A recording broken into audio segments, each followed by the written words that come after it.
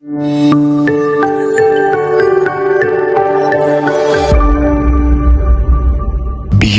the newsroom, where untold story is revealed. Hagenda maaso n'okubeera nga otalaba ndi ne RDC Luganda, RDC Wakiso District. Madam RDC, tusanyusa okulaba amannya gaffe. Madam RDC, nsanyuse nnyo nange okubeera wano.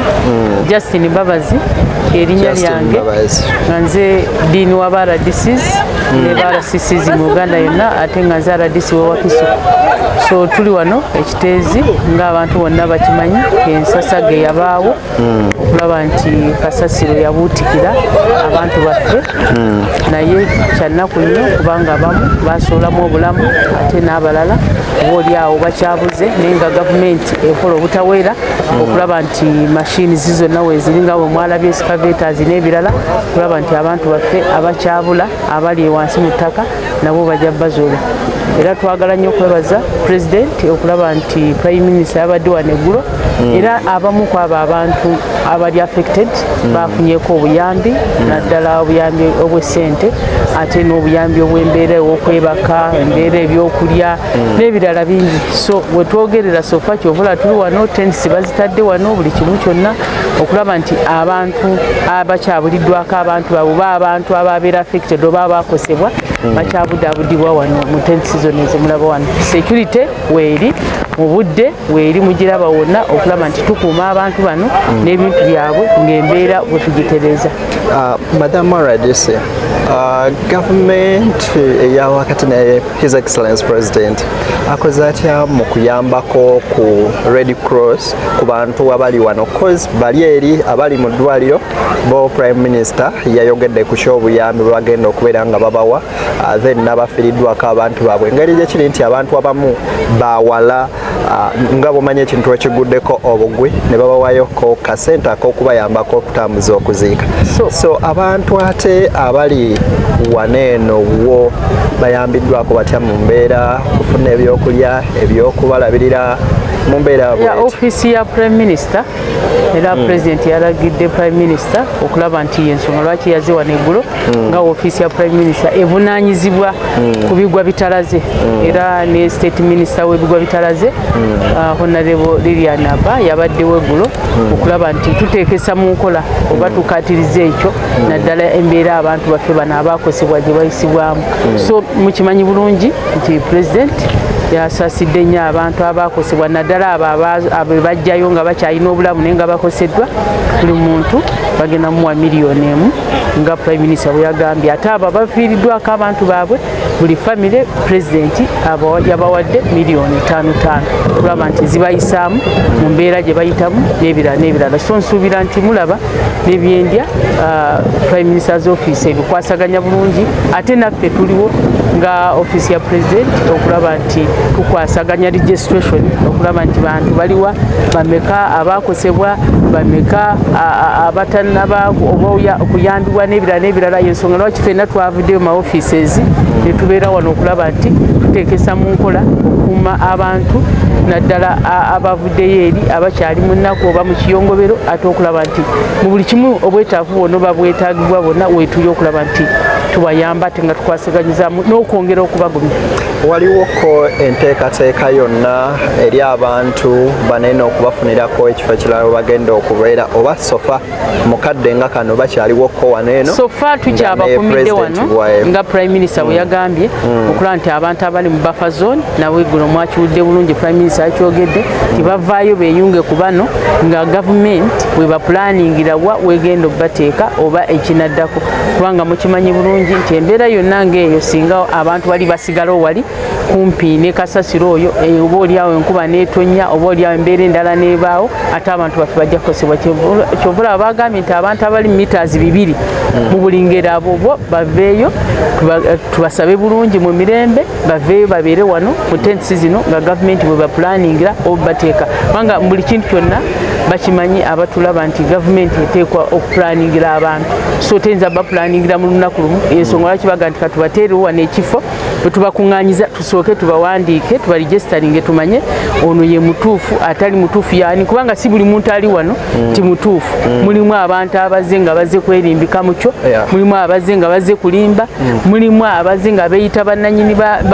babafo banaabera n'ebirala so yensonga lwaki weetuli wano okulaba nti tukola registration eyo tulabe twetegereze bulungi okulaba nti si buli namuntu agamba nti nafiiriddwa balina okukola DNA okulaba nti kituufu oyo omuntu gw'ogenda okunona mu mochari oba bode gy'ogenda okunona yo mwennyini so ebyo byonna process egenda mu maaso kubanga offices ez'enjawulo oba ebitongole ebyenjawulo bizikwasaganya bulungi.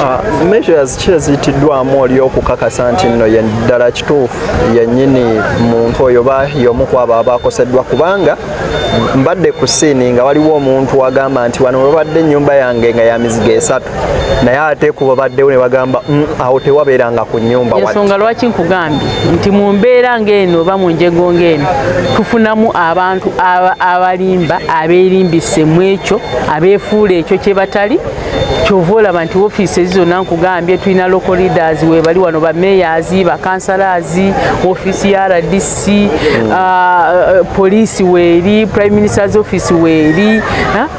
ministry of works weeri KCCA weeri buli ofiisi almost yonna eri wano okulaba nti tukwasaganya ensonga ng'ezo ani mutuufu ani mulimba era buli woga nti wano wabaddewo ennyumba yange era local leaders bakimanyi nti tulina chairperson erosi wano alina akakiiko ke tulina ba area councillors tulina aba neighbors tulina abantu ababulijjo abaga nti oyo tetumanyi oba oyo wa wano n'ebirala so yensonga lwaki tukyali wano okulaba nti tusooka okuwandiika abo abantu bonna aboogera abalina enjogera ng'eyo then oluvannyuma tutandike okusootinga oba tutandike okwetegereza obulungi tumanye nti gundi si wa wano gundi teyali wa wano gundi oba oli awo alinako akakwati n'ebino n'ebino.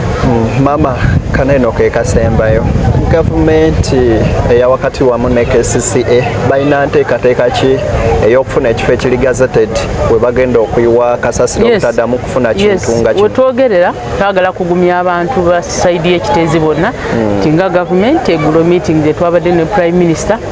tulina acres 20 eziri wali Menvu kiri Busukuma division Nansana municipality mu Wakiso district twagenzeyo eggulo ne minister wa Kampala ne KCCA n'abalala bonna bikikwatako ate ne tugenda ne meya waayo wa Busukuma division papasira okulaba nti tulabe acres 20 tekuli kiriko okulaba nti kasasiro abantu bano bafunyemu ekiyongobero okulaba nti oba ensisi okulaba nti tebakyagala na kulaba motoka ya kasasiro ng'ekwata ku bolijeni ensonga lwaki tutyanoonya amakubo wabwe tugenda kuteeka kasasiro nga kati we tukyayina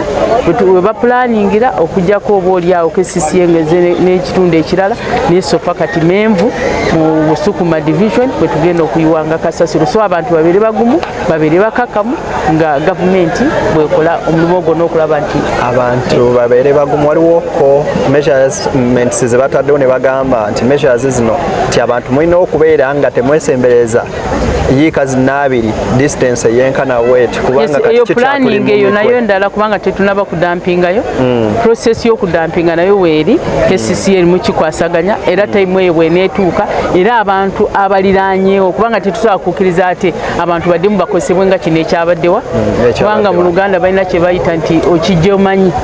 kati twalabyeko abantu bategedde tetukyakiriza njego ndala oba tetukyakiriza kikangabwa kirala oba ensisi endala okugwawo ebusukuma Menvu so ensonga lwaki bwe tunaaba bagenda kutandika kudampinga bagenda kubeerawo sensitization emala eri abantu baffe abaliraanye awo era n'ebiragiro kati oba amateeka gagenda kukaatiriza okusinziira omuntu ali awo kumpi naawe bagenda okudampinga biki ebiddako n'ebirala oba biki byalina okutambulirako bw'aba naye alinywawo era gavumenti ejja kugaidinga okusinziira oba ejja kuwabula oba ejja kutereezaamu okusinziira. Obubaka bw'obusembe eri bannayuganda tusaba bannayuganda batulaba kino tekirimu byabufuzi tekirimu mawanga tekirimu ddiini gundi kino kya buli munnayuganda okulaba nti ali eyo okwatibwako ku bantu bannaffe baganda baffe abafunye enjego, okulaba nti bannaffe abamu bafudde ate n'abalala bakyaliyo wansi n'ebirala ebiringa ebyo. So tugumya abantu bonna abakoseddwa, ate tusaba bannayuganda bonna abalaba omuntu yenna n'akwatibwako omuzira kisa oba omusamali omulungi ddembe ly'okujja wano najja ng'ayina kyazza okudduukira abantu, era twataddewo desks wawalina obituusiza okulaba nti nabyo byekebejja. Si buli kintu kyonna kyoleese tunakiteeka buteesi, tunomala okwekebejja ebintu byonna ebireetebwa kulaba nti tukuuma abantu n'obulamu bwabwe. Weewaawo tweyanzisa mama akuume natakumira mpeera. Nsigadde nze Adeni atakutuusaako ensonga zino. Mbadde ne Madam RDC wa Kiso District ate era nga yakwasaganya ba RDC bonna mu ggwanga lyattu Uganda. Mubeere bulungi baganda bange, akuume atakumira mpeera.